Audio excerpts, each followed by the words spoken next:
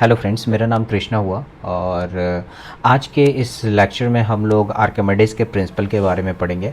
ये आर्किमिडीज का सिद्धांत है क्या, एग्जामिनेशन पॉइंट से काफ़ी इंपॉर्टेंट है, तो इसको समझने की हम लोग कोशिश करेंगे। देखो, एक्चुअली जो ये आर्किमिडीज थे ना, ये एक साइंटिस्ट थे। इसके पीछे की कहानी, एक छोटी सी कहानी है जो हम लोग बचपन में भी पढ़े थे स्कूल के टाइम में, तो वो मैं कहानी थोड़ी सी सुनाना चाहता हूँ ताकि इसे समझने में आपको आसानी हो। आर्किमिडीज क्या कर रहे थे ना, एक बार बाथरूम में बाथिंग टब में नहा रहे थे। ठीक है, बाथिंग टब में नहा रहे थे और वो बाथिंग टब में नहा रहे थे तो उनके पास एक मग था, बॉल था। ठीक है, वो जब भी पानी में डाल रहे थे, जैसे मैं इस बॉल का एग्जांपल देता हूँ, ये जब भी बॉल को पानी में डाल रहे थे तो बॉल डूब नहीं रहा था, बार बार क्या हो रहा था, ऊपर चला आ रहा था पानी से। लेकिन जो हम लोग का ग्रेविटेशन क्या कहता है कि हर चीज़ें क्या होती हैं, आकर्षित होती हैं। कहाँ? ज़मीन पे, कि ड्यू टू द ग्रेविटेशन हर चीज़ें नीचे की ओर आकर्षित होती है। लेकिन ये नीचे की ओर आकर्षित नहीं हो रहा, ये बार बार क्या हो जा रहा है ना, ऊपर आ जा रहा है। तो आखिर इसके पीछे कारण क्या है? तो वो बाथिंग टब में नहाते नहाते ये सोच रहे थे कि आखिर क्यों ऊपर आ रहा है, क्यों ऊपर आ रहा है। तो काफ़ी घंटे सोचने के बाद इनके दिमाग में एक आइडिया आया और वो आइडिया को ये सुनकर और वो इतने खुश हो गए कि वो बिना कपड़े पहने बाथिंग टब से दौड़ते हुए रोड पे चले गए और उन्होंने एक वर्ड को काफ़ी ज़्यादा चिल्लाते हुए रोड पे गए थे और ये काफ़ी वर्ड फेमस भी हो गए थे और वो वर्ड था eureka. Eureka eureka I have found it, eureka eureka I have found it, कि मैंने खोज निकाला, मैंने खोज निकाला। क्या खोज निकाला? ये बॉल जो है ये ऊपर की तरफ क्यों आ रहा है, ये बॉल जो है पानी में जब हम लोग डाल रहे हैं तो ऊपर की तरफ क्यों आ रहा है। तो इसी के पीछे इन्होंने एक प्रिंसिपल और एक सिद्धांत को बताया कि पानी में कोई चीज़ें, कुछ चीज़ें, हर चीज़ नहीं, कुछ चीज़ें क्या होती है, डूब जाती है और कुछ चीज़ें क्या होती है, डूबती नहीं है, वो पानी पे ऊपर ही तैरती है। तो इसके पीछे कारण क्या है?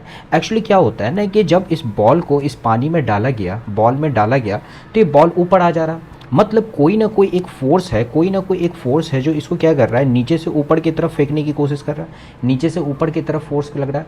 वो फोर्स क्या है ना, वो है आपका बायंट फोर्स। कौन सा फोर्स है? बायंट फोर्स, जिसके बारे में हम लोग पिछले लेक्चर्स में पढ़े हुए कि जिसको बायोंसी भी हम लोग कहते हैं, बॉयंट फोर्स कहते हैं। तो एक्चुअली क्या होता है ना कि जब इस बॉल को हम नीचे की तरफ थ्रस्ट किया, ठीक है, जब नीचे की तरफ दबाए, तो जब नीचे की तरफ दबाए ना, तो जो ये पानी इस एरिया में था वो क्या हुआ, इस पानी से बाहर निकला। अब भैया इस बॉल को जब तुम पानी के अंदर डालोगे तो कुछ पानी क्या होगा, बाहर भी निकलेगी, क्योंकि वो इतना एरिया, ये जो एरिया जो भी उसने एक्वायर किया, वो एरिया क्या होगा, पानी ऊपर की तरफ आएगा। और जब ये पानी पूरा भरा हुआ था टब से, तो पानी क्या हुआ, कुछ बाहर निकला, कुछ बाहर निकला। तो जिससे इन्होंने ये कहा कि जितना जितना जितना एरिया इन्होंने नीचे पानी में लिया है, उतना ही एरिया का जो पानी है वो क्या हुआ है, बाहर निकला है।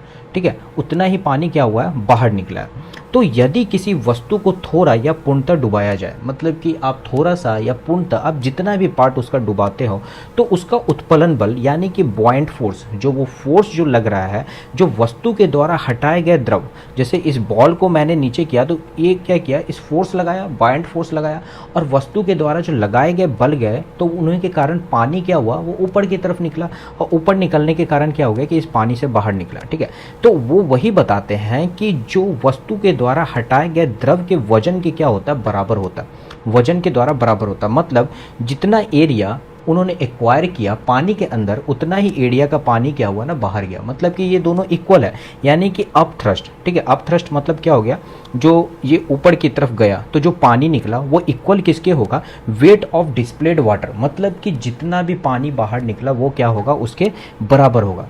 तो भैया तो बड़ा मज़ेदार चीज़ था, मतलब कि जो चीज़ें हम पानी में डाल रहे हैं उतना ही एरिया, उतना ही जो पानी का डेंसिटी जो बाहर निकला वो उस वेट के क्या था, बराबर था। तो इन्हीं को आर्किमिडीज ने क्या किया है ना कि खोजा है इस सिद्धांत को। अब देखो इसके आगे भी क्या है ना कि आपको लॉ ऑफ फ्लोटेशन के बारे में भी पढ़ना पड़ेगा। तो लॉ ऑफ फ्लोटेशन क्या होता है कि कोई चीज़ें डूबती हैं और कोई चीज़ें क्या होता है ना, पानी में तैरती हैं, आपको अच्छे से पता होगा। ठीक है, अब फिर से एक बार देख लो, आर्किमिडीज का प्रिंसिपल मैंने क्या बताया है कि यदि कोई वस्तु को पूर्णतः या थोड़ा सा भी हम डुबोते हैं तो डुबाने के बाद क्या होता है ना, एक फोर्स लगता है, उस फोर्स को क्या कहते हैं हम लोग, बॉयंट फोर्स कहते हैं। ठीक है, और वो हटाया गया जो भी बल लगता है, मतलब कि जो भी फोर्स लगाया है वो द्रव के वजन के क्या होता है ना, बराबर होता है। मतलब इस बॉल के द्वारा जो लगाया गया जो फोर्स था और ये जो पानी निकला, इन दोनों का यदि देखा जाए तो वो दोनों क्या थे, इक्वल थे। मतलब कि जितना फोर्स लगाने पर ये पानी के अंदर गया उतना ही फोर्स क्या हुआ, उतना पानी बाहर निकला। तो इसी को मैंने सिंपल रूप से लिख दिया कि अपथ्रस्ट क्या होता है, upthrust equal to weight of the displaced water, मतलब कि अपथ्रस्ट और जो वेट ऑफ डिस्प्लेस्ड वाटर वो है वो क्या है, दोनों बराबर है। अब इसी के सिद्धांत को देखते हुए कुछ आगे भी चीज़ें निकली, ठीक है। आगे क्या निकली, ये सब आर्किमिडीज के प्रिंसिपल के सिद्धांत पे ही काम करता है कि लॉ ऑफ फ्लोटेशन क्या होता है। लॉ ऑफ फ्लोटेशन क्या होता है, अब देखो होता क्या है ना कि कोई वस्तु आपको पानी में तैरती हुई दिखाई देती है और कोई डूबी हुई वस्तु दिखाई देती है। तो इन दोनों को हम लोग समझने का कोशिश करते हैं कि कब कब कब पानी पर वो तैरेगा और कब क्या होगा, वो पानी में डूब जाएगा। तो देखो यहाँ मैंने लिखा वस्तु के तैरने का नियम और दूसरे में लिखा डूबने का कारण, आखिर डूब क्यों जाता। तो सिचुएशन नंबर 1 और सिचुएशन नंबर 2, इन दोनों सिचुएशन को हम लोग समझने की कोशिश करेंगे। सिचुएशन 1 में क्या है हमारा, वस्तु के तैरने का नियम। अब देखो वस्तु तैरेगा क्यों, आप कॉमन सेंस लगा के देखो, वो जरूर जो वो वस्तु होगा वो क्या होगा, वो वस्तु जो होगा आपका हल्का होगा, उसका वेट क्या होगा, बहुत कम होगा। मतलब वस्तु क्या रहेगी, हल्की रहेगी तभी तो तैरेगी, पहला कारण। और दूसरा, जैसे कुछ तो डेंसिटी क्या होगा, वाटर का भी होगा और कुछ डेंसिटी क्या होगा ना उस ऑब्जेक्ट का भी होगा जो पानी में हम लोग तैर रहा है या डूब रहा है, दोनों का बताओ कुछ ना कुछ तो डेंसिटी होगा ही होगा। तो कहा जाता है यदि पानी का डेंसिटी ज़्यादा हो और ऑब्जेक्ट की डेंसिटी कम हो तो कोई भी ऑब्जेक्ट क्या होता है, पानी के ऊपर तैरता है। क्यों, क्योंकि देखो ग्रेटर देन का साइन दे रखा है, मतलब यहाँ पानी भारी है, पानी भारी पड़ जा रहा है किस पे, इस ऑब्जेक्ट के ऊपर। इसी कारण क्या है ना कि वो वस्तु पानी पर तैर रही है। लेकिन इसी के विपरीत जब आप देखते हो कोई डूबने का कारण क्या होता है, तो वस्तु तो भारी होती है, कॉमन सेंस, ठीक है, वस्तु भारी होती है। और दूसरा, यहाँ पे डेंसिटी ऑफ ऑब्जेक्ट वो क्या होता है, ज़्यादा हो जाता है डेंसिटी ऑफ वाटर से। मतलब वस्तु का घनत्व किससे ज़्यादा हो जाता है, पानी के घनत्व से। यहाँ पे ऑब्जेक्ट भारी पड़ गया किस पे, वाटर पे, इसी कारण क्या हो गया, वो डूब गया। तो ये दो कारण होते हैं किसी के पानी में डूबने का और किसी के पानी में तैरने का। तो इन दोनों को चीज़ों को आप ध्यान रखिएगा। पहला मैंने बताया कि आर्किमिडीज का प्रिंसिपल एक सिद्धांत क्या बताता है, यदि किसी ऑब्जेक्ट को पानी में डालते हैं, राइट, तो वो पानी क्या करता है ना, एक अपथ्रस्ट लगाता है, यानी कि एक बायंट फोर्स लगाता है, जिसके कारण वो पानी क्या होता है ना, टब से बाहर निकलेगा। तो उन दोनों को देखा जाए तो वेट ऑफ द वाटर और जो डेंसिटी, जो बायंट फोर्स लगा वो पानी के अंदर बॉल किया, वो उसके क्या हो जाएगा, बराबर हो जाएगा। फिर दूसरा हम लोगों ने देखा लॉ ऑफ फ्लोटेशन क्या होता है। लॉ ऑफ फ्लोटेशन क्या होता है, तो कोई ऑब्जेक्ट पानी में तैर क्यों रहा है और कोई पानी के अंदर डूब क्यों जा रहा है, इन दोनों के सिद्धांतों को हम लोगों ने देखने का कोशिश किया। अब क्या है, कुछ एग्जाम्पल को देखते हैं, वो एग्जाम में आपके पूछते हैं। पहला एग्जाम्पल मैंने लिखा है कि फ्लोटेशन ऑफ द शिप। आखिर कोई शिप है वो पानी पर तैरता कैसे है, आखिर उसके पीछे कारण क्या है तैरने का। तो देखने का आप देखोगे तो यहाँ भी क्या है ना कि एक फोर्स लग रहा है, वो फोर्स क्या है मेरा, बायोंट फोर्स, बायोंट फोर्स, जो कि आर्किमिडीज के प्रिंसिपल के द्वारा दिया गया। अभी हम लोग आर्किमिडीज के बारे में ही पूरा पढ़ रहे हैं। तो यहाँ आप देख रहे हो कि एक फोर्स है जो इस नाव के ऊपर लगाया जा रहा है, मतलब कि नीचे से ऊपर लग रहा है। और शिप जब भी डिज़ाइन किया जाता है, बाएं जब बनाया जाता है, तो वो आर्किमिडीज के प्रिंसिपल के सिद्धांत पे बेसिस पे बनाया जाता है, यानी कि बायंसी और जो बायंट फोर्स है उसी के कंसेप्ट पे कोई भी शिप का डिज़ाइन किया जाता है। अब इसी कारण क्या होता है ना कि कोई भी नाव पानी में डूबता नहीं है। क्यों, क्योंकि नीचे से कोई एक फोर्स लग रहा है। और ये फोर्स क्यों लग रहा है, ड्यू टू द बायंसी, जो कि बायंट फोर्स मैंने नाम बताया था। और शिप की जो संरचना होती है वो उसी तरीके से की जाती है। अब वो पानी के ऊपर, देखो एक सवाल भी एग्जाम में पूछता है, मैं अभी करवाऊंगा अभी लास्ट में क्वेश्चन वगैरह, जब भी मेरा ये कंप्लीट हो जाएगा, कि जब भी शिप हम पानी में जाता है ऊपर से नीचे, तो कुछ ना कुछ पानी जो होता है ना ऊपर की ओर छलक जाता है। मतलब कि पानी जो होता है ऊपर की ओर आ जाता है। क्यों आता है, सेम वही कारण, क्योंकि पानी का जो कुछ भार होगा वो पानी में अंदर जाएगा। क्योंकि शिप का क्या होता है ना, आप जानोगे 1/9 भाग, 1/9 भाग क्या होता है ना, पानी के ऊपर रहता है, और उसके बचे हुए भाग क्या होते हैं ना, नीचे होते हैं। तो कुछ भाग नीचे होता है पानी के ऊपर और कुछ नीचे होता है। देखो यहाँ पे आप देख रहे हो, कुछ भाग पानी के अंदर है और कुछ भाग, ज़्यादा भाग क्या है, पानी के नीचे और कुछ पानी के ऊपर है। तो इसी कारण क्या होता है ना कि नाव डूबता नहीं। और पूछे ये किस सिद्धांत पे काम करता है, तो आर्किमिडीज के प्रिंसिपल के सिद्धांत पे काम करता है। फिर आपने सुना होगा कि डेंसिटी ऑफ लिक्विड को नापने के लिए एक होता है हाइड्रोमीटर। हाइड्रोमीटर का नाम भी आपने सुना होगा, जो डेंसिटी ऑफ लिक्विड को नापा जाता है। तो ये भी किस किस सिद्धांत पे काम करता है, तो ये आर्किमिडीज के प्रिंसिपल के सिद्धांत पे काम करता है। तीसरा देख लीजिए आप लोग, लैक्टोमीटर। लैक्टोमीटर का भी नाम सुना होगा, जो प्योरिटी ऑफ क्या, मिल्क के बारे में बताता है कि कितना प्योर है, राइट। तो ये भी किस सिद्धांत पे काम करता है, ये भी आर्किमिडीज के प्रिंसिपल के सिद्धांत पे काम करता है। एक और ऑप्शन देख लो, आपके एग्जाम में ये बहुत इंपॉर्टेंट, हर बार कहीं ना कहीं पूछता है। एक कील जो होता है, कांटी एक पानी में डूब जाता है, लेकिन एक बड़ी सी जहाज क्यों नहीं डूबती। एक कील जो होता है पानी में डूब जाता है, लेकिन एक जहाज क्यों नहीं डूबती। अब देखो मैंने अभी तुरंत आपको बताया कि कोई चीज़ें डूबती क्यों नहीं है, ठीक है, और कोई चीज़ें मतलब वही डूबती क्यों नहीं, मतलब तैरती है। तैरती क्यों है, क्योंकि उसका जो भार होता है क्या होता है, हल्का होता है पानी से। और डेंसिटी ऑफ वाटर क्या हो जाएगा, ज़्यादा हो जाएगा ऑब्जेक्ट से, तो कोई चीज़ें क्या होगी, पानी के ऊपर तैरेगी, राइट। तो यही कारण सिद्धांत यहाँ भी काम करता है। लोहे की कांटी पानी में डुबाई जाती है तो उसके द्वारा हटाए गए जल का भार, मतलब जब ये नदी में जाएगा तो कुछ ना कुछ एक वेट मतलब भार लगाएगा और वो पानी क्या होगा ना थोड़ा सा बाहर की ओर छलकेगा, ठीक है। तो उसके द्वारा हटाए गए जल का भार कांटी के भार से कम होता, और जो कांटी को हम लोग पानी में डालते हैं ना वो कांटी के भार से कम हो जाता है, जिसके कारण कांटी क्या होता है डूब जाती है। लेकिन एक बड़ा सा जहाज जो होता है वो नहीं डूबता। यहाँ भी देखो ये लॉ ऑफ फ्लोटेशन का काम कर रहा है, लॉ ऑफ फ्लोटेशन वाला काम कर रहा है। ये समझ लो नाव है, क्यों कर रहा है, क्योंकि यहाँ पे डेंसिटी ऑफ ऑब्जेक्ट मतलब कि जो शिप के द्वारा जो डेंसिटी है वो पानी के घनत्व से क्या है ना कम है, इसी कारण क्या हो रहा है ना वो तैर रहा। लेकिन उसी के विपरीत डूब क्यों जा रहा है वो तो मैंने बताया है। लेकिन यहाँ हम लोग को कांटी रहेगा तो डूब जाएगा। क्यों डूब जाएगा, क्योंकि यहाँ पे डेंसिटी जो होगा कांटी का ज़्यादा हो जाएगा, जिसके कारण वो डूब जाएगा। लेकिन अब जो पहला वाला है शिप जो है उसकी डेंसिटी वहाँ पे कम है, मतलब कि जो भी फोर्स जो लगाया गया है, जो भी फोर्स पानी के अंदर लगाया गया जहाज के द्वारा वो पानी के डेंसिटी से कम है, इसी कारण क्या आ रहा है तैर रहा है। इसीलिए उसकी जो डिज़ाइन की जाती है वो किस फोर्स पे की जाती है, बायंसी फोर्स। और बायंसी फोर्स यानी कि आर्किमिडीज के प्रिंसिपल के सिद्धांत पे वो काम करता है, ठीक है। आगे देखो ये बहुत अच्छा कंसेप्ट है, इसे भी सीखने की समझने की क्या करो आप कोशिश करो एक बार। ये रेनॉल्ड्स नंबर क्या है, ठीक है। ये रेनॉल्ड्स जो है ये पेन वाला नहीं है जो हम लोग यूज करते हैं, ये रेनॉल्ड्स नंबर है। ये क्या बताता है आपको, पैटर्न ऑफ लिक्विड को बताता है कि कोई भी लिक्विड जो फ्लो कर रही है उसकी पैटर्न कैसी है, ठीक है। यदि वो सीधे जा रहा है या थोड़ा जिगजैग जा रहा है या ज़्यादा जिगजैग जा रहा है या बहुत ज़्यादा जिगजैग जा रहा है, मतलब उसके पैटर्न के बारे में यदि आपकी बात करें तो आप क्या बोलोगे, ये रेनॉल्ड्स नंबर के बारे में बता रहा है, ठीक है। अब इससे क्या होता है ना एक फॉर्मूला निकल कर आता है, एक रेशियो निकल कर आता है। एक्चुअली इसको डिफिनेशन भी आप देखोगे तो क्या है, ये एक रेशियो है। किसका किसका रेशियो है, तो इंटरनल फोर्स और विस्कस फोर्स, इन दोनों का क्या होता है ना एक रिलेशन होता है।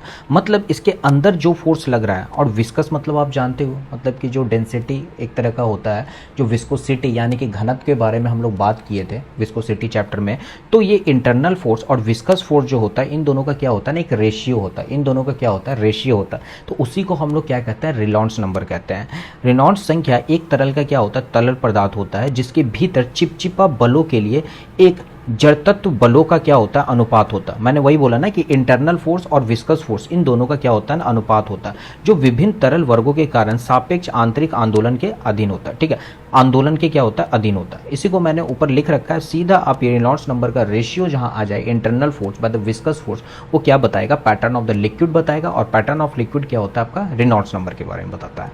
लेकिन इसे सवाल देखो कहां से आता है, इसके लिए आप ये ध्यान रखोगे, ये एक रेनॉल्ड्स नंबर का एक फॉर्मूला होता है। फॉर्मूला क्या होता है ना आपका, ये रो वी एल, आपको एल कहीं दिखेगा नहीं तो डी दिखेगा, ठीक है। डी एल दोनों एक ही चीज़ यहाँ पे हो जाता है, डायमीटर या लेंथ आप बोल दो, सेम चीज़ है यहाँ पे। और ये क्या हो गया आपका म्यू।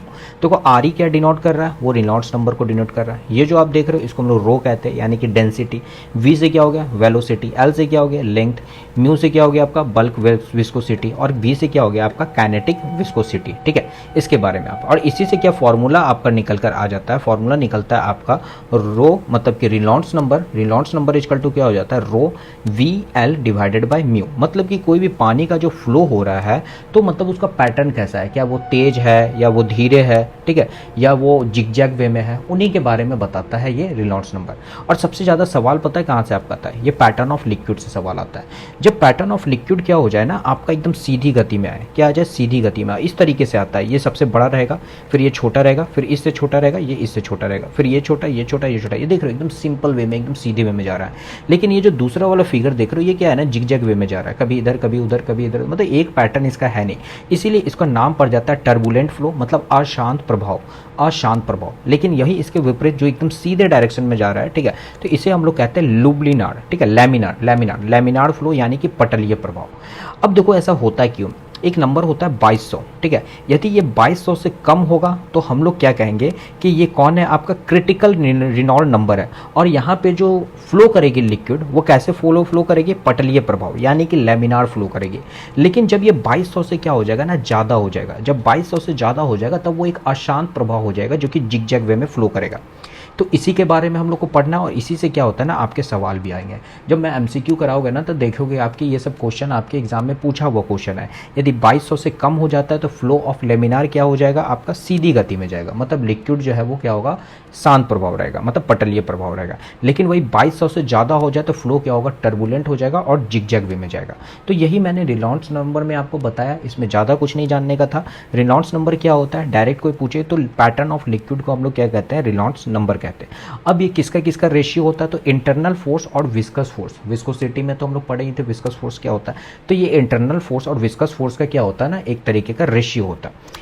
फॉर्मूला की बात करूं तो रेनॉल्ड्स नंबर इक्वल टू क्या हो जाता है, rho V L by mu, ठीक है। वी क्या था, वेलोसिटी, एल था लेंथ, और म्यू क्या था आपका बल्क विस्कोसिटी, ठीक है। फिर हम लोगों ने पैटर्न ऑफ लिक्विड को देखा कि पैटर्न ऑफ लिक्विड क्या हो सकता है, एक लेमिनार फ्लो हो सकता है, एक टर्बुलेंट फ्लो हो सकता है। 2200 से कम रहेगा तो आपका क्या हो जाएगा, लेमिनार, और 2200 से ज़्यादा होगा तो क्या हो जाएगा, टर्बुलेंट फ्लो। और इन दोनों में हम लोगों ने अंतर भी देख लिया, तो ये 2200 वाला भी ध्यान रखना, राइट। अब देखो आगे चलते हैं हम लोग, आगे हम लोग पढ़ेंगे बर्नौली का थ्योरम। ये बर्नौली थ्योरम है क्या, तो इसी के बारे में हम लोग अभी जिक्र करने वाले हैं। आइए यहाँ पे बर्नौली को जो मैंने बताया, देखो है क्या कि यहाँ पे एक आपको पर्सन दिख रहा है, ठीक है। ये पर्सन दिख रहा है जो क्या कर रहा है, कहीं आग लगी होती है तो वो क्या करता है, पानी को पाइप से बुझाता है, राइट। अब यहाँ पे बर्नौली का थ्योरम भी काम करता है। यदि इसको एक्सरे किया जाए और इस तरीके से हम लोग समझे तो वो ज़्यादा समझ में आएगा। यहाँ पे आप देख रहे हो कि एरिया क्या है, ज़्यादा है, यहाँ क्या है आपका, एरिया कम है। जैसे कि इसे भी समझो, यहाँ पे क्या आपका एरिया ज़्यादा है, यहाँ पे क्या है, एरिया कम है। और यहाँ पे एरिया कम है, आप देख रहे होगे कि एरिया यहाँ, और यह कुछ v वेलोसिटी से क्या हो रहा है, v वेलोसिटी से यहाँ की, यह वाटर है, बीच में क्या है ना कि वाटर फ्लो हो रहा है, और v वेलोसिटी से क्या होना है ना, वाटर फ्लो हो रहा है। तो बर्नौली का नियम ये बताता है कि जो A1 फोर्स आपका लगा और V1 वेलोसिटी के साथ जो फोर्स लगा वो क्या हो जाएगा, जो A2 और V2 जो वेलोसिटी के साथ जो पानी बाहर निकला ना, वो हमेशा क्या होगा, बराबर होगा, ठीक है। तो यही थ्योरम कहता है कि A1 V1 equal to A2 V2, मतलब कि जो आपका A1 और V1 हो गया, मतलब जो एरिया इसका हो गया, और जो वेलोसिटी V के साथ जो पानी का फ्लो है वो A2, मतलब कि जो यहाँ का एरिया देखिए आप कम है, और V वेलोसिटी क्या है आपका यहाँ पे सेम हो जाएगा, A1 और V1, A2 और V2। इसीलिए तो कहा जाता है जब पानी का पाइप है, मान लो यहाँ जा रहा है, ठीक है, आप यहाँ पे क्या करो ना, इसको थोड़ा सा दबा दो, यहाँ पे थोड़ा सा दबा दोगे तो क्या हो जाएगा, प्रेशर बन जाएगा, और फिर जब इसको आप खोलो तो क्या होगा, पानी ज़्यादा फ्लो हो जाता है, ठीक है। ये भी बर्नौली के नियम में ही आता है, जिसको हम लोग अभी देखेंगे। जैसे स्प्रे का बोतल होता है, वहाँ भी बर्नौली का थ्योरम काम करता है, ठीक है। तो आप चीज़ों को समझे होंगे, बर्नौली का थ्योरम क्या होता है, तो जो यहाँ का एरिया और यहाँ का एरिया और V वेलोसिटी, जो यहाँ V वेलोसिटी लगा और यहाँ जो V वेलोसिटी लगा, वो दोनों क्या होगा, एक दूसरे के इक्वल होगा, यही बर्नौली का थ्योरम बताता है। और आप पहले पढ़ चुके हैं, जो एरिया क्या होता है, इन्वर्सली प्रोपोर्शनल किसका होता है, वेलोसिटी का होता है। मतलब जब आप एरिया बढ़ाते जाओगे तो क्या होगा, वेलोसिटी कम हो जाएगा। अब यहाँ पे जब एरिया हम कम कर रहे हैं तो वेलोसिटी ज़्यादा हो जाएगा, इसी कारण तो दोनों इक्वल हो जा रहा है। तो अब आपको ये समझ में आया हो कि बर्नौली का थ्योरम कहता गया है। तो A1 V1 A2 V2 इसे आप ध्यान में रखना। और एरिया जो होता है वेलोसिटी का हमेशा क्या होता है, इन्वर्सली प्रोपोर्शनल होता है। जो कि पानी का पाइप वाला मैंने एग्जांपल बताया था ना, एरिया जैसे जैसे हम लोग कम कर रहे थे पानी का पाइप का, आप आगे फिंगर लगा के, तो उतनी ही तेज़ी से क्या हो रहा था, पानी बाहर की तरफ आ रहा था, यानी कि वेलोसिटी बढ़ रहा था। अब देखो होता क्या है ना कि बर्नौली थ्योरम 3 एनर्जी पे काम करती है, और ये एग्जाम में काफ़ी ज़्यादा सवाल पूछता है, तो इसको ध्यान दीजिएगा। ये काम करती है आपकी काइनेटिक, ठीक है, मतलब कि प्रेशर एनर्जी कह दो, एक प्रेशर लगता है, एक काइनेटिक एनर्जी लगता है और एक पोटेंशियल एनर्जी लगता है। और ये तीनों एनर्जी, जैसे कि मान लो एक पानी का पाइप है, इस पानी के पाइप को क्या किया गया, यहाँ दबा दिया गया, फिर क्या किया गया, इसको चौड़ा कर दिया गया। तो चौड़ा जो किया गया, यहाँ पे दबाने पे क्या हुआ, कुछ ना कुछ प्रेशर लगा। तो ये जो प्रेशर होगा, ये जो प्रेशर होगा, ठीक है, इस प्रेशर और ये जो काइनेटिक एनर्जी के साथ जो बाहर निकल रहा है, और ये जो पोटेंशियल एनर्जी जो इसमें लग रहा है, पोटेंशियल एनर्जी आप जानते हो हमेशा ऊपर से नीचे की ओर लगता है। तो जो पोटेंशियल एनर्जी लग रहा है वो पहले और बाद का, वो दोनों क्या होता है, हमेशा इक्वल होता है। इसीलिए हम लोग कहते हैं कि energy per unit volume before, जो एनर्जी पर यूनिट लगा है पहले और जो एनर्जी पर यूनिट वॉल्यूम लगा है बाद में, वो हमेशा क्या होगा, इक्वल होगा। यही चीज़ों तो हम लोग को बर्नौली के थ्योरम ने भी बताया, A1 V1 equal to A2 V2। तो इसी को समझाने के लिए बर्नौली के नियम है, जो कि एग्जाम में आपके काफ़ी इंपॉर्टेंट है। और इससे देखो सवाल क्या क्या पूछता है वो भी हम लोग आते हैं। तो ये चीज़ें तो देख लो पहले। सबसे पहले आपको पता है कि यदि प्रेशर घटेगा तो वेलोसिटी बढ़ेगा, ठीक है, और एरिया भी घटेगा तो क्या होगा, आपका वेलोसिटी क्या हो जाएगा, बढ़ते चला जाएगा। तो एरिया घटने से क्या होता है, वेलोसिटी बढ़ता है, और एरिया घटने से क्या होगा, वेलोसिटी बढ़ते चला जाता जाता है। ये तो काफ़ी ईजी है, कितनी बार हम लोग किए हैं। अब देखो इसका कुछ एग्जाम्पल आपके एग्जाम में पूछता है, जैसे ये स्प्रे की बोतल कोविड के टाइम में देखिए थी कितना यूज हुआ है स्प्रे का बोतल का। तो ये भी बर्नौली के थ्योरम में काम करता है, क्योंकि उसका आगे का जो नोज़ल होता है ना वो काफ़ी ज़्यादा पतला होता है। आप देखना, जिसके कारण स्प्रे करने से वो चीज़ें ज़्यादा फैलती हैं, मतलब कि ज़्यादा स्प्रे करने, जैसे आपका स्प्रे का बोतल देख लो, स्प्रे का बोतल भी इसी पे काम करता है। टर्बो क्लीनर देख लो, अभी हम लोग देखेंगे परफ्यूम की बोतल बर्नौली के थ्योरम पे काम करती है। नोज़ल, जो गाड़ी का नोज़ल होता है, डीओ हो गया, सैनिटाइज़र हो गया, ये सभी बर्नौली के थ्योरम पे काम करते हैं। तो एग्जाम में यदि आपके सवाल दे दे डीओ किस थ्योरम पे काम करता है, तो बर्नौली के थ्योरम पे काम करता है। जैसे ये देखो कार्बोरेटर ऑफ द ऑटोमोबाइल्स, जो भी आप बाइक चलाते हो, गाड़ी चलाते हो, तो सब में एक कार्बोरेटर होता है, एक इंजन होता है, और ये इंजन में एक पाइप लगा हुआ रहता है जो कि पेट्रोल को क्या करता है ना, फेंकता है, जिसके कारण गाड़ी क्या होती है ना, चलती है। तो ये भी किस पे काम करता है, बर्नौली के थ्योरम में काम करता है। एरोप्लेन, जो हवाई जहाज़ जो आकाश में उड़ती है, या कोई पक्षी जो पक्षी या हवाई जहाज़ दोनों जब आसमान में उड़ते हैं, तो वहाँ भी बर्नौली का थ्योरम आपको काम करता है। जब एरोप्लेन के ऊपर जाने के समय, यदि कोई एरोप्लेन नीचे से ऊपर जा रहा है, तो जैसे ये इसकी पंख है, कभी आप प्लेन में बैठोगे तो ऊपर क्या होता है ना, प्रेशर कम लगता है, और नीचे क्या होता है ना, प्रेशर ज़्यादा लगता है, और नीचे प्रेशर ज़्यादा लगेगा तभी तो वो क्या होगा, प्लेन हवा में जाएगा, और हवा में जाएगा तब वो ऊपर उड़ पाएगा। तो ऊपर प्रेशर कम लगता है और नीचे से क्या होता है ना, प्रेशर ज़्यादा लगता है। लेकिन वहीं उसके विपरीत हम देखें, एरोप्लेन जब नीचे उतरेगा तब क्या होगा, तो ऊपर से नीचे जब उतरेगा तो जो ऊपर वाला साइड है वहाँ क्या लगेगा, प्रेशर ज़्यादा लगेगा, और नीचे वाले में क्या लगेगा, प्रेशर आपका कम लगेगा। ठीक है, ये कॉमन सेंस है, इसको सोच के एक बार देखना आप।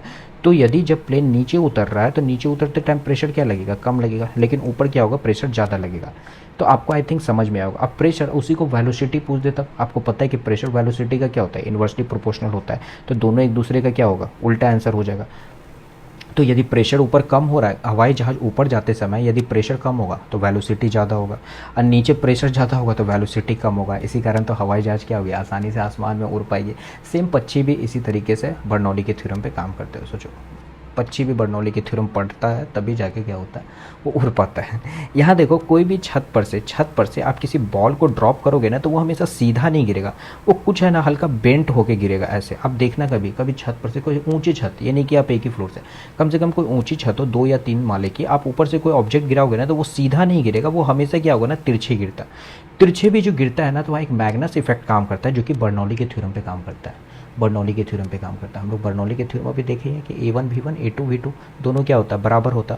तो यदि आपके एग्ज़ाम में क्वेश्चन दे दे कि ये जो हम लोग कोई भी पत्थर या ईंटा या कोई भी ऑब्जेक्ट को ज़्यादा हाइट पर से ऊपर से नीचे गिराते हैं तो थोड़ा बेंट हो जाता है, थोड़ा मुड़ जाता है, तो किस थ्योरम पे काम कर रहा है, बर्नौली के थ्योरम पे काम करता है। यदि आप कहीं ट्रेन पे सफ़र कर रहे होंगे, ट्रेन के सफ़र कर रहे होंगे, तो आपको कहा जाता है कि प्लेटफॉर्म से हमेशा दूरी बना के रखिए। यदि ट्रेन आ रही है तो प्लेटफॉर्म से क्या करिए, आप दूरी बना के रखिए। क्यों दूरी बना के रखिए, क्योंकि आप बगल में रहिएगा ना तो ट्रेन आपको साथ में लेके चला जाएगा। हाँ, क्योंकि वहाँ भी एक इफेक्ट लगता है। ठीक है, वहाँ भी एक इफेक्ट लगता है जो कि बर्नौली के थ्योरम पे काम करता है, क्योंकि ये तेज़ी से जा रहा है और ये एक प्रेशर बना रहा है, और ये प्रेशर बना रहा है तो आपको भी अपने साथ ले जाने की कोशिश करेगा, और ट्रेन की स्पीड ज़्यादा रही तो भैया आप भी इसके साथ चल दिए। तो हमेशा जब भी आप ट्रेन जा रही हो तो प्लेटफॉर्म से हमेशा कुछ डिस्टेंस बना के रखिएगा, क्योंकि बर्नौली का थ्योरम कहता है कि भैया आप बगल में रहे तो आप भी उसके साथ चल दिए। ठीक है, तो यहाँ पे आपके एग्जाम में क्वेश्चन पूछे तो बर्नौली का थ्योरम भी काम करता है। एक और एग्जांपल आप देखो, यहाँ पे दे रखा है कि जब आंधी तूफान आता है तो जो छत की जो करकटें होती हैं या छत होता है वो उड़ जाता तो वहाँ भी बर्नौली का थ्योरम काम करता है। ठीक है, आंधी के समय घर के जब छत उड़ जाते हैं तो वो भी क्या होता है, एक बर्नौली के थ्योरम पे बेस्ड होता है, जिसके कारण घर की छतें भी क्या होती है ना, उड़ जाती। तो आपको बर्नौली का थ्योरम में 2-3 चीज़ें ध्यान रखना है कि ये A1 V1 किसके बराबर होता है, A2 और V2। अब पूछे A1 V1 क्या होता है, तो भैया पानी का पाइप है, तो यह इसका एरिया और जो वेलोसिटी, और जो यहाँ से पानी निकल रहा है इसका एरिया और इसका वेलोसिटी, वो दोनों क्या होगा, एक दूसरे के बराबर होगा। और एरिया वेलोसिटी का क्या होता है, इन्वर्सली प्रोपोर्शनल होता है। बर्नौली के थ्योरम में 3 ऊर्जाएं काम करती है, प्रेशर, काइनेटिक और पोटेंशियल। और ये बिफोर और आफ्टर, मतलब कि ये जो पानी का पाइप का मैंने एग्जांपल दिया, बिफोर और आफ्टर, ये दोनों क्या होगा, हमेशा इक्वल होगा। तीसरा मैंने क्या बताया, यदि प्रेशर घटेगा तो वेलोसिटी बढ़ेगा, यदि एरिया घटेगा तो क्या होगा, आपका वेलोसिटी बढ़ेगा। तो मतलब कि एरिया और वेलोसिटी एक दूसरे का इन्वर्सली प्रोपोर्शनल होता है। प्रेशर और वेलोसिटी भी क्या होता है, एक दूसरे का इन्वर्सली प्रोपोर्शनल होता है। फिर हम लोगों ने कुछ एग्जाम्पल देखा, जैसे turbo cleaner, perfume, nozzle, deo, sanitiser, ये सभी एग्जाम्पल किसके हैं, बर्नौली के थ्योरम पे काम करता है। आपका कार्बोरेटर गाड़ी का, एरोप्लेन का, हवाई जहाज़ का उड़ना, पक्षी का उड़ना, हवाई जहाज़ का नीचे उतरना, पक्षी का नीचे उतरना, बर्नौली के थ्योरम पे काम करता है। यदि किसी ऑब्जेक्ट को गिराते तो वो वो सीधे क्यों नहीं गिरता, थोड़ा बेंड हो जाता है। कोई ट्रेन जो चलती है तो कहा जाता है प्लेटफॉर्म के पास आप खड़े मत होइए, ठीक है। यदि कोई छत होती है आंधी के आने पर वो उड़ जाती है। तो ये सभी कंसेप्ट किस पे बेस्ड है, आपके बर्नौली के थ्योरम पे बेस्ड है, ठीक है। तो आई थिंक आपको बर्नौली के थ्योरम समझ में आया होगा। तो आज के लेक्चर को हम लोग यहीं तक रखेंगे। अब नेक्स्ट लेक्चर जो होगा हम लोग नेक्स्ट सेशन में करेंगे और अच्छे से उसको समझने की कोशिश करेंगे। अच्छा लगा वीडियोस तो शेयर और लाइक और कमेंट जरूर कर देना मेरा भाई, आपके सपोर्ट के कारण मैं भी इस वीडियो को बना पाता हूँ।